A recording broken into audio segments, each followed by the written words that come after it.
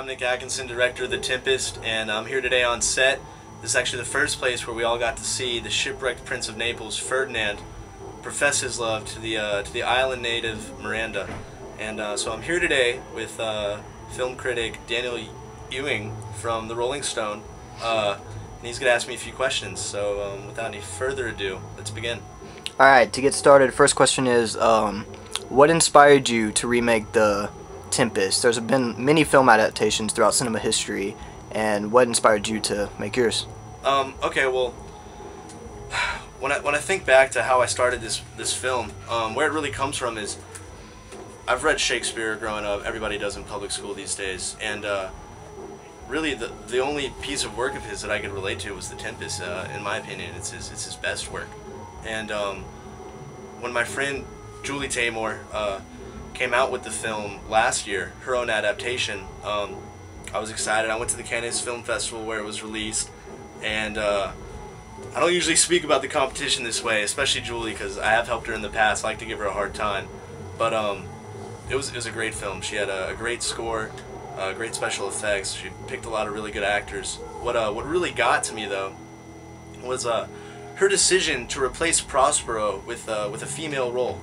And she did this with Helen Mirren, and Helen Mirren's a great actress, but it didn't sit with me right, and it kind of got me thinking about how I would paint my own version of The Tempest. And so I guess you could say that's where the inspiration came from. Alright, so back to what you said earlier, you and Julie Taymor, huh? That's funny you should say that. No, me and Julie go way back. I helped her on production with Across the Universe, put a little bit of money into that, but I really taught her everything she knows. She's kind of more of a younger sister than any intimate relationship. Nice, nice. Good business partnership then. Alright, so moving right along with the interview. So Julie's result was replacing the lead role of Prospero with the female. What was your result in your adaptation of the drama The Tempest? Well, actually, what I wanted to do, I knew that after an adaptation that just recently came out that I wasn't going to be able to get producers to finance my film, and so what this really became wasn't necessarily a feature-length film to entertain or to hit the box office. That didn't matter to me. What I wanted to do was create an experiment where I could show people the different ways that you can interpret one thing. And what this really comes from is if you look at unlimited resources that we have, and I'm sure things like oil jump into your mind, but realistically, one of the only unlimited resources that the human race is capable of obtaining is that of interpretations. And I'm going to paint an example. You see a guy walking down the street, and he's got his shoulders slumped, he's looking at the ground. One person can look at that man and see a sad, depressed man. They have no idea what's going on in his life.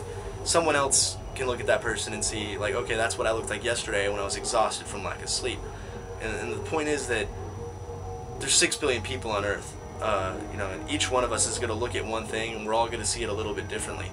And that's what I wanted to do here with The Tempest. I wanted to open people's eyes and narrow their scope of interpretation. People might see this scene in the text one way, and I present them this new way of seeing it, and they have a whole new understanding of where this interpretation came from. Alright, and in narrowing the scope, are you referring to your deleted scene where you replace the actress that plays Miranda and you yourself do? That's actually exactly what I'm talking about. Carol Olivehall is a friend of mine. She's been acting since she was actually very young, and when I saw the scene, I decided that this is where my experiment would come in. I wanted to replace the sexes like Julie Taymor had done in her own adaptation. And so what I did, I stepped in as Miranda, if you will. And where people read this scene in the book, they probably see a scene between two intimate lovers, two kids. Actually, they fell in love on first sight. And that's beautiful and all, but it's cheesy. It's Shakespeare. And so what I wanted to do was maybe somebody reads this scene and they don't see an interaction between two people who have just taken their each other's breath away the first time.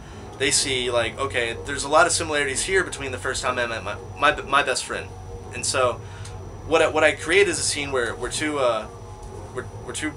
guys, two bros, meet each other for the first time, and they realize that this is the guy that I want him to be my best friend for the rest of my life.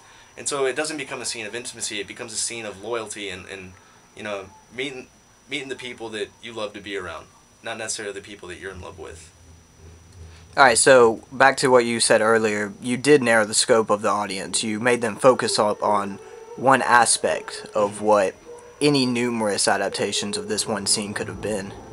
Is that one of your goals when it comes to directing? Would you say one of your themes? I'd say that's actually the whole point of directing.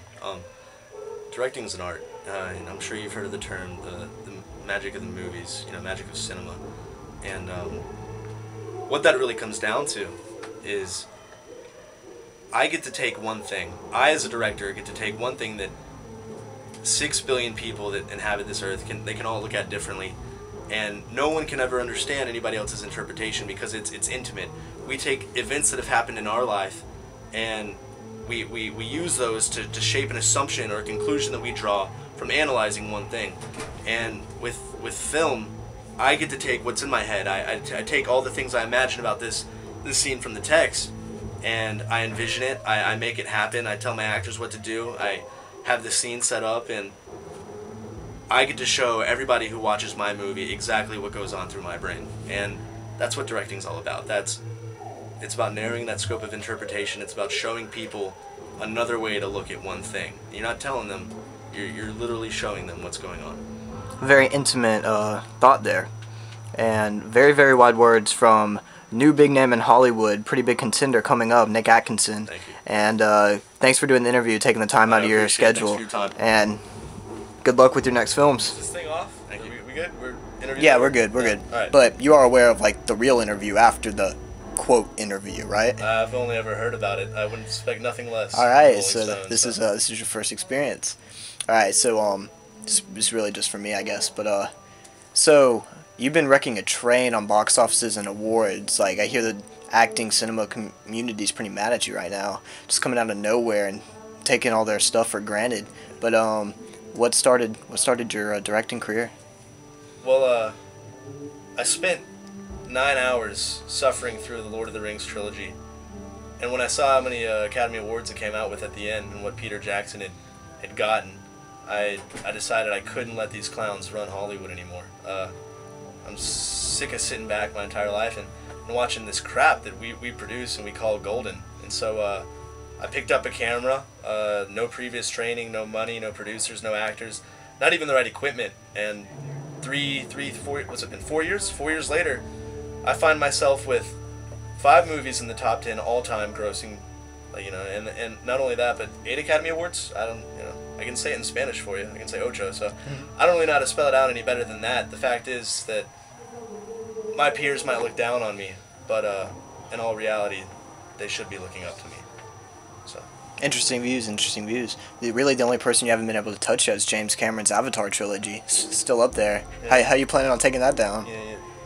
You go talk to James Cameron. He's sweating. So, you know, can't even sleep through the night because he knows I'm coming up behind him. So, yeah, he can get on with his life. Little crybaby wants to whine over how I come out of nowhere and make a movie that blows Titanic out of the water.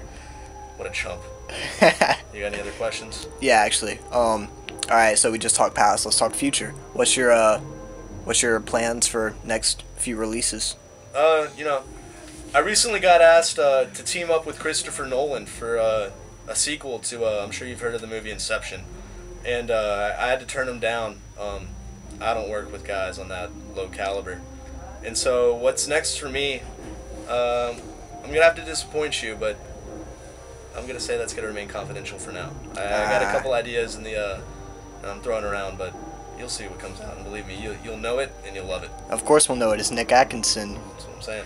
Alright, and a little bit more personal. Some directors don't like to answer these questions because, as I said, they're a little bit closer to the chest. But, like, alright, so how's it working with Carol Olifall? This isn't the first time I've actually gotten that question, and I believe it's a little bit rhetorical. I think you can look at some of the scenes. You've seen the sneak peek of the movie, the scene between her and Ferdinand. We added to the play, in its adapted form, and it's pretty revealing. I enjoyed it a lot. She's high maintenance, but they always are. They always are, yeah. Women. So. Any more questions? Nah, that's it, man. All right. Well, I'll let you get back to work. Yeah, you go write your